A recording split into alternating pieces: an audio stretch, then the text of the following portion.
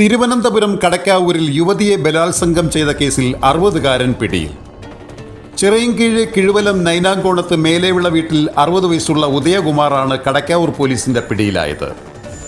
യുവതിയുടെ കോടതി വ്യവഹാരങ്ങളിൽ നിയമസഹായം നൽകാമെന്ന് വാഗ്ദാനം ചെയ്ത് ചങ്ങാത്തം കൂടുകയും തുടർന്ന് രാത്രി വീട്ടിലെത്തി യുവതിയെ ശാരീരികമായി പീഡിപ്പിച്ചുവെന്നും 2ാം ദിവസവും വീണ്ടും പ്രതി യുവതിയുടെ വീട്ടിൽ അതിക്രമിച്ച് കയറി ബലാത്സംഗത്തിന് മുതിരുകയായിരുന്നുവെന്നുമാണ് പോലീസ് അറിയിച്ചത്.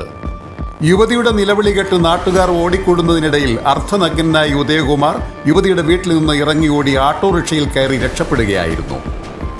യുവതിയുടെ പരാതിയെ തുടർന്ന് ഒളിവിൽ കഴിഞ്ഞു വന്നിരുന്ന പ്രതി ഉദയകുമാറിനെ കടക്കാവൂർ പോലീസ് അറസ്റ്റ് ചെയ്തു. കല്ലമ്പലം, ആറ്റിങ്ങൽ, ചിറയിൻകീഴ്, കടക്കാവൂർ എന്നീ പോലീസ് സ്റ്റേഷനുകളിലായി ബലാത്സംഗം, പണം തട്ടിയെടുക്കൽ എന്നീ കുറ്റകൃത്യങ്ങളിൽ 11ഓളം കേസുകൾ നിലവിലുണ്ട്. പ്രതിയെ ശനിയാഴ്ച വർക്കല കോടതിയിൽ ഹാജരാക്കി റിമാൻഡ് ചെയ്തു. Beacon news, Varkala.